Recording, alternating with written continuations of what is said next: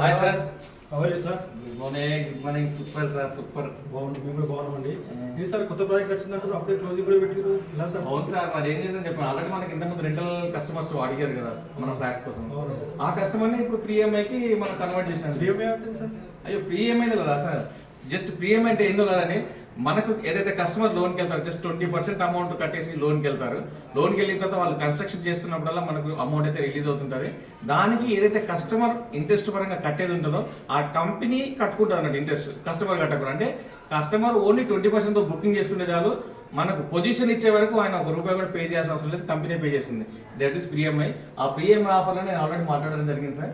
మన పాత కస్టమర్స్ ఎవరైతే ఉన్నారో అందరినీ కూడా ప్రీఎంఐ కోసం మాట్లాడండి. లగ్జరీ ఫ్లాట్స్ మన గట్కేసర్ గ్రోత్ కార్డర్లో అయితే రాబోతుంది. సాఫ్ట్వేర్స్ కంపెనీస్ అన్ని కూడా పక్కన ఉన్నాయి. కాబట్టి ప్రతి కస్టమర్ కూడా మంచి అప్రిసియేషన్ అవుతుంది sir.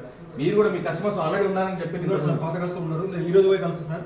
Okay sir. Thank you sir. Thank you.